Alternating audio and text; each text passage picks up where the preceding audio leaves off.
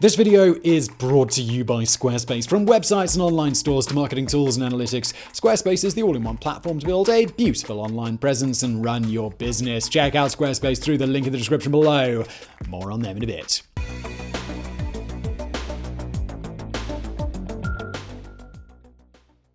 It was a night out of some gothic horror. In June of 1816, a terrific storm erupted over Lake Geneva. Lightning flashed across dark water. Thunder boomed. In a bedroom in the Villa Diodati, a 19-year-old girl lay awake, transfixed by a disturbing vision. "I saw the hideous phantasm of a man stretched out," she would later say, and then, on the working of some powerful engine, show signs of life. It was a half glimpse of a nightmare, one most of us would have probably tried to shake off as a sign that we'd had too much cheese and fine port before bed. But that teenage girl wasn't most of us. She was Mary Wollstonecraft Godwin, the future Mary Shelley. And that vision would become the basis for one of the 19th century's greatest novels, Frankenstein. A pioneering classic of sci-fi and horror, Frankenstein today remains one of the most influential books ever written. Yet how much do most of us know about the woman behind it? Born to famous parents, connected to the Romantic poets, Mary Shelley's life from the outside appeared charmed, yet it was also a life lived in the shadow of immense tragedy.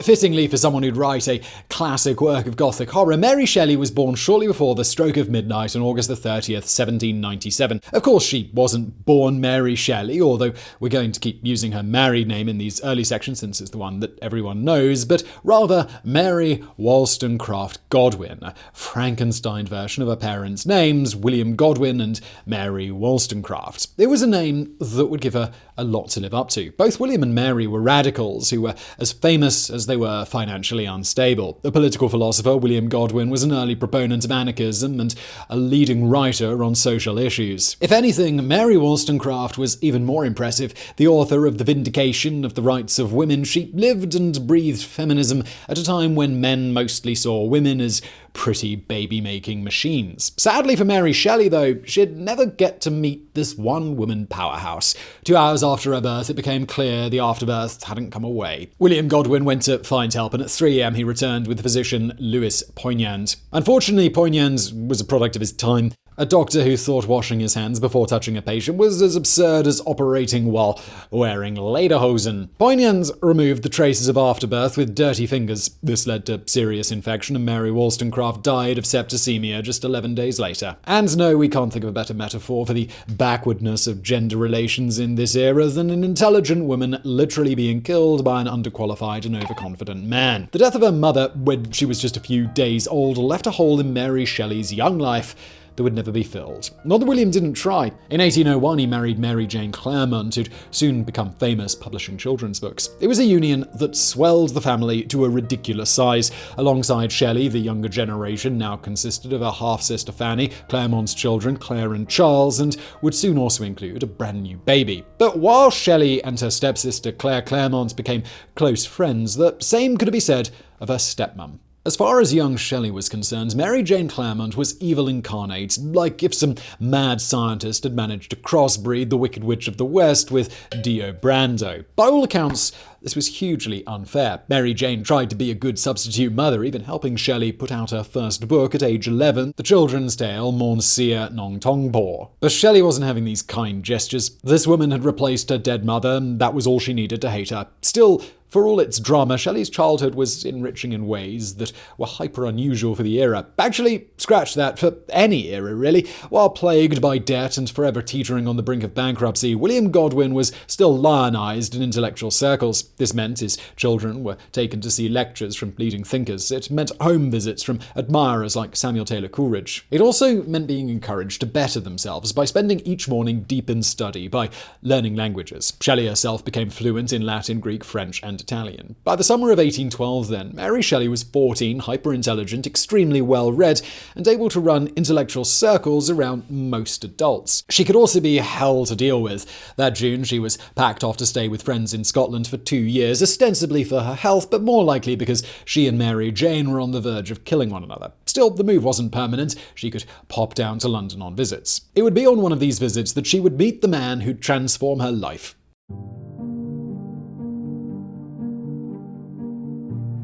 The fact Mary Shelley ever met her husband was down to sheer dumb luck. The son of an aristocratic family, Percy Shelley was 20, already married, and had a child on the way. But he was also a radical atheist who'd recently been disowned by his dad, Sir Timothy, and was now hunting for a surrogate father. The man had landed on, well, his political hero, William Godwin. Mary Shelley was just 15 when the poet came blowing through the family's life like a breath of fresh air. A zephyr from a distant land, the teenage girl was very interested in exploring. But it wouldn't be until she turned 16 and returned permanently from Scotland in spring of 1814 that their romance really began. At first, it was more an over-romanticized courtship. The pair sought out her mother's grave, where they would sit together and read her works. But at some point, it clearly became more than just a two-person study group. So much so that William Godwin tried to forbid Shelley from ever seeing Percy. Instead, she ran away with him. On July the 28th, 1814, by the faint light of dawn, Mary and her stepsister, Clairmont, snuck out of the family home and into a waiting carriage. Then the two of them set off with Percy for the adventure of a lifetime. For 6 weeks that summer, the trio toured a Europe still shattered by the Napoleonic Wars. They saw France, Germany, Switzerland, a great romantic tour that would later inspire Mary Shelley's first adult book, History of a 6-Week Tour. At last, that September, Shelley returned to England, penniless, pregnant, and firmly in love, only to find her family super unimpressed. William Godwin might have been a radical, but that radicalism didn't extend to some poet prancing in and sweeping his teenage daughter off to Europe. Shunned by their relatives, suddenly at the heart of a juicy society scandal, Shelley and Percy moved in together to try and make a go of it. Since Percy was an advocate of free love, this included odd stuff like Shelley unenthusiastically having an affair with his friend Thomas Jefferson Hogg. It also included unimaginable tragedy. In February of 1815, Mary Shelley gave birth to her first daughter prematurely. 11 days later, she came in to wake the baby in the night for feeding, but saw it was sleeping so deeply that she left it in peace. The next morning, her yet unnamed daughter was dead. It was a heartbreaking moment in the couple's new relationship, one perhaps best encapsulated by an entry in Shelley's diary. Dream that my little baby came to life again, that it had only been cold, and that we rubbed it before the fire, and it lived, she wrote. Awake and find no baby. And just a warning, if you're already feeling rather depressed, children dying is going to be a constant, miserable theme of this episode. If you want a happy story, well, look elsewhere.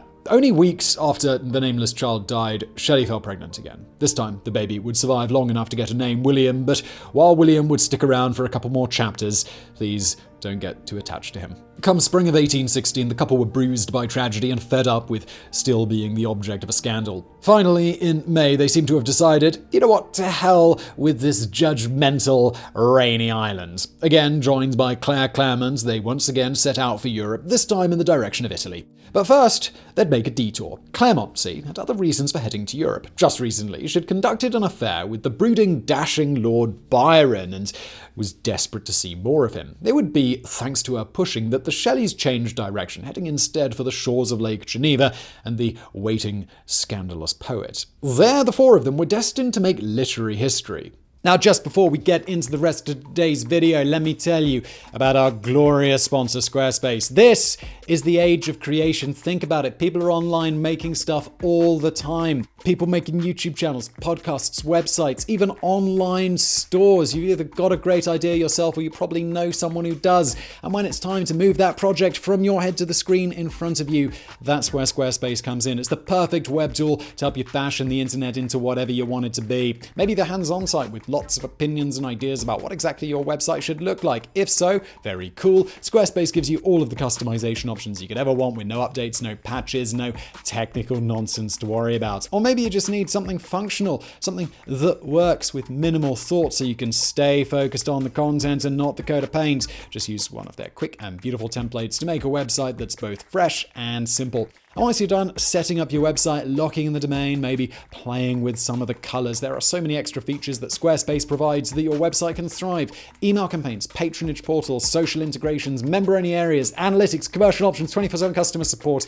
Everything you need really is in one place. So when you're ready to get started on the next project of yours, big or small, if it involves a website, it's got to be with Squarespace. Right now, you can go to squarespace.com for a free trial. When you're ready to launch your new site, go to squarespace.com/biographics to save 10% off your first purchase of a website or a domain. And let's get back to today's video.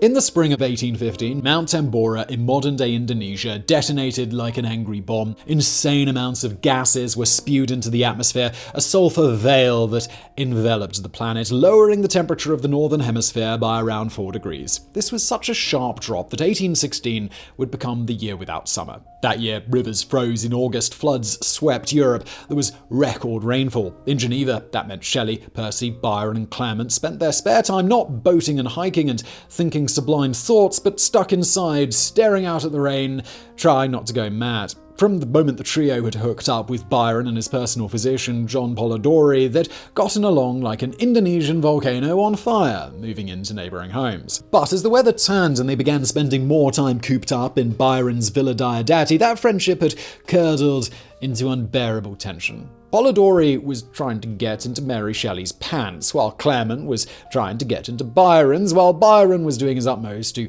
stop that from happening. As the tension grew, it became clear that the group was on the verge of everybody either shooting one another or starting a gigantic and insanely regrettable orgy. So Lord Byron decided to occupy them with a bit of a challenge. Everyone at his villa would have to write a ghost story. For some, this was easy. John Polidori got right to work on the tale of a seductive aristocratic vampire that was essentially an extended satire on Byron himself. But Mary Shelley had hit a brick wall. For days, she was forced to confess each morning that her muse had evidently carried on to Italy without her. With each day, her frustration and embarrassment grew. Then one evening, it happened. Shelley was lying awake in bed, listening to the Tambora-caused storms howling over the lake. Her mind was filled with thoughts of a discussion Byron and Percy had been drawn into a few nights earlier on the then red-hot science of galvanism. This was the theory that human corpses could be reanimated with electricity. This is where we first met Mary Shelley in our introduction today, waiting on the gods of writing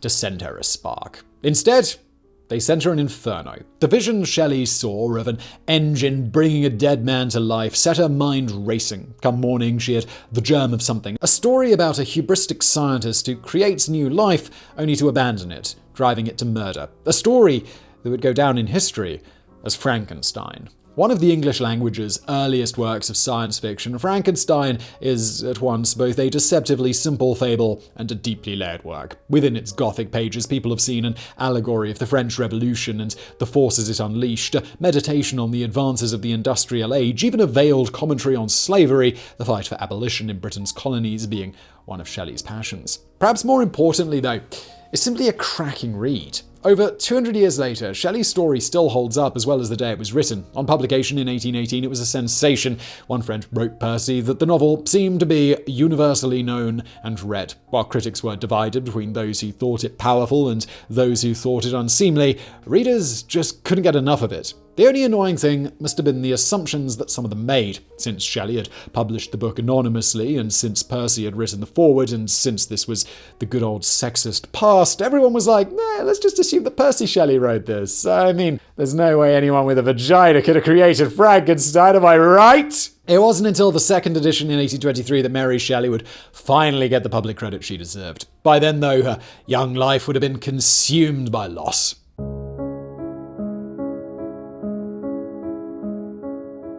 It was the 29th of August, 1816, when Shelley, Percy and Claire returned to England, Mary carrying the idea for Frankenstein, Claire carrying Byron's baby. But rather than a triumphant homecoming, it was the beginning of a series of misfortunes that would soon come to plague Shelley. The first took place that autumn. On October the 9th, Shelley lost her half-sister Fanny to suicide.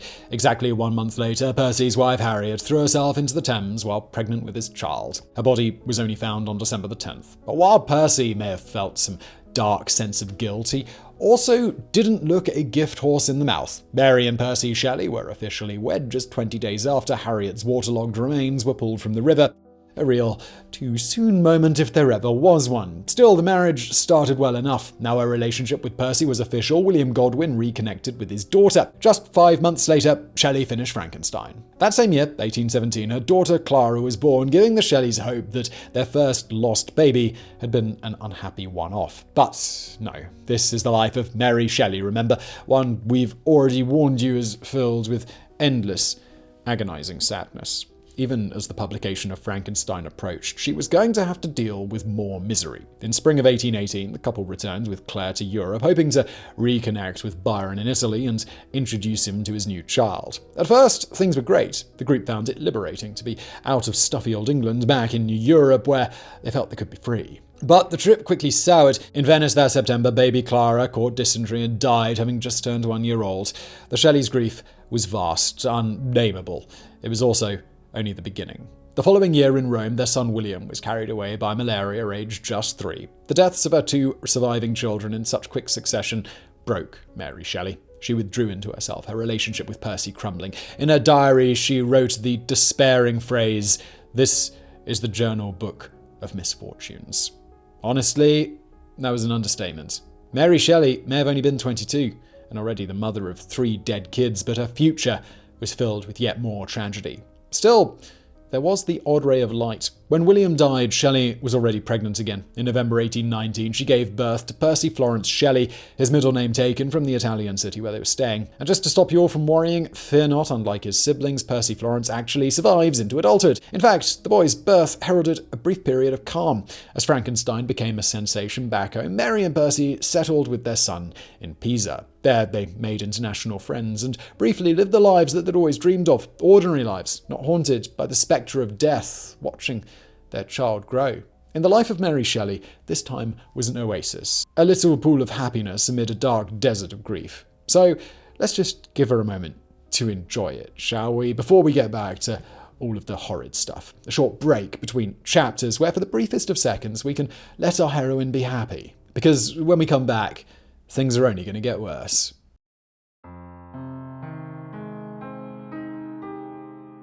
In May of 1822, the Shelleys and Claire arrived in San Terenzo with their friends Edward and Jane Williams to spend summer on the wild Italian coast. From the start, the trip was troubled. Just before they left, the daughter Claire had with Byron died of fever, aged just 5. At the same time, Mary and Percy's relationship was badly on the rocks, half wrecked by Percy's affairs, and the other half by the lingering depression both still felt over the children's deaths. Shelley was even pregnant again, though not happily. Already in a low mood, she couldn't take the wild swings of pregnancy. By the time they arrived at their rented home of Caus and Magni, she was convinced disaster lay just over the horizon. Horrible as it is to say, she was right. The first tragedy came on June the 16th. That day, Shelley suffered a horrifying miscarriage, one which saw her lose so much blood, it's a miracle she survived. In fact, she nearly didn't. It was only by making her sit in an ice bath for hours that Percy managed to stop the bleeding, allowing her to see another day. The brutal miscarriage marked the end of Shelley's 5th and last pregnancy. Having been pregnant for most of the previous 6 years, the demands in her body had simply gotten too great. After this, there would be no more attempts at children. Especially when you consider what came next. While Mary Shelley's depression had manifested itself in becoming withdrawn, Percy's had made itself felt through strange visions and increasingly erratic behaviour. Not long after his wife's near-fatal miscarriage, he and Edward Williams took his boat, Don Juan, across the Gulf of Spezia. On July 8, 1822, they were warned against returning since storms were brewing. But Percy seems to have just waved the threat away, and then when a storm did blow up, he refused an offer of help from a passing ship. Maybe he was just too naive to realise the danger they were in, or maybe losing his kids had left him with a death wish. Either way, the Don Juan was lost in the squall. 10 days later, Percy Shelley's waterlogged body was found. By then, it had been in the sea for so long that his face had been eaten away. He was identified by a book of poems in his pocket. After a brief period buried to comply with Italian law, Shelley had her husband's body dug back up. On August the 16th, his remains were burned on a beach, watched over by 2 old friends and Percy's fellow poet, Lord Byron. Supposedly, his heart was retrieved from the ashes, which Shelley then wrapped in silk and carried around for the rest of her life. The death of her husband, aged 29, was a shock Mary Shelley would never recover from. For 8 years, she wrote, I communicated with unlimited freedom, with one whose genius, far transcending mine, awakened and guided my thoughts. I conversed with him, recited my errors of judgment, obtained new lights from him, and my mind was satisfied. Now I am alone. Oh, how alone. The stars may behold my tears, and the winds drink my sighs, but my thoughts are a sealed treasure, which I can confide to none. But of course, she wasn't really alone. Percy Florence was still alive, and now she needed to take care of her son without her husband's income. At first, Shelley tried to remain in Italy, in the country her husband had loved so much. Soon, though, the money ran out. Percy's father, Sir Timothy, coldly informed her he would only support her son if Percy Florence was raised in England.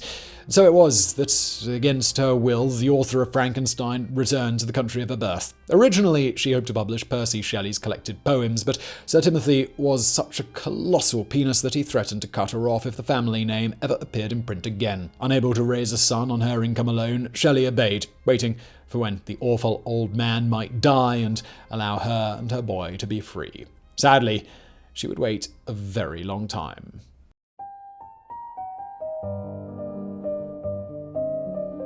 Shelley's one consolation back in rainy, conservative England was that Frankenstein's popularity was greater than ever. 1823 saw the first theatrical production, a play that was such a smash hit that there would be 6 versions of it that year alone. By 1824, the tale was so well known that the Foreign Secretary directly referenced it in a speech to Parliament. As Shelley wryly noted of this period, "Lo and behold, I found myself famous." By now, though, it wasn't just Frankenstein that she was famous for, but for being the last living link to the Romantics. Yep, it's time for yet more characters to die, in this case Lord Byron, who was carried away by illness while fighting in the Greek War of Independence. With John Polidori already dead by suicide, Mary Shelley and Clairmont became the last surviving members of the bright young poets who'd gathered at Lake Geneva only 8 years earlier to change literary history. Or as Shelley herself put it, "I am the last relic of a beloved race, my companions extinct before me." A quick reminder, if you need it, at this stage she's only 26. 26, already widowed with 3 dead children and a miscarriage behind her, and all her closest friends long gone off to the great Villa Diodati in the sky. Still, Shelley was at least able to keep working. In 1826, she published The Last Man, a tale about the lone survivor of a devastating plague that's now considered her second best work. Unfortunately, Sir Timothy hit the roof when he found out, and he briefly cut her off, because apparently that's just how miserable that old dickhead was. After that, Shelley's art never quite hit the same heights again. Now, we don't want to give the impression nothing happened in these later years. While poor by the standards of her class, Shelley was still able to travel, even meeting the Marquis de Lafayette in Paris in 1828, like a 19th century version of one of those Marvel cameos. Despite Sir Timothy, she still lived an unorthodox life, befriending the writer Mary Diana Dods, who was romantically involved with another woman and only ever appeared in public as a male. She even continued writing. In 1834, Shelley picked up regular work writing biographical sketches of famous people for the cabinet Cyclopedia, a sort of handheld biographics for old-timey folk. But still, in the grand scheme of things, these were the quiet years, shorn of the adventure, romance, and impact of Shelley's early life. The flip side of that, though, is that they were also stable. Percy Florence grew up to be a healthy young man, free of the tragedy that bedeviled his long-dead siblings.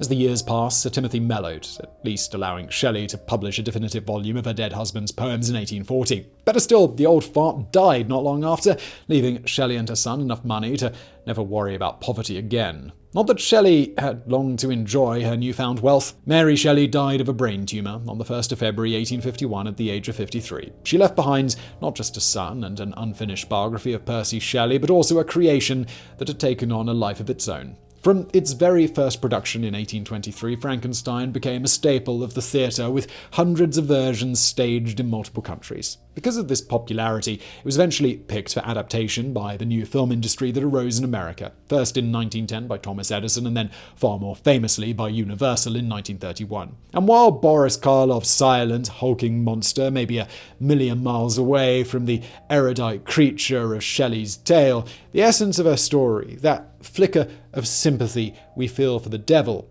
remained unchanged.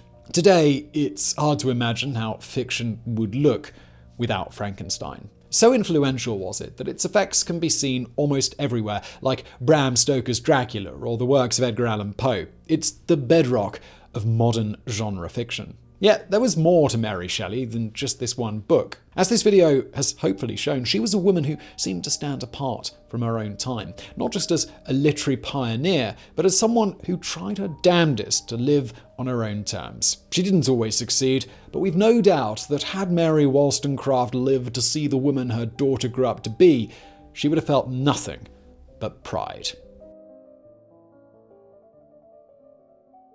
So I really hope you found this video interesting. If you did, please do hit that thumbs up button below. Don't forget to subscribe. And as always, thank you for watching.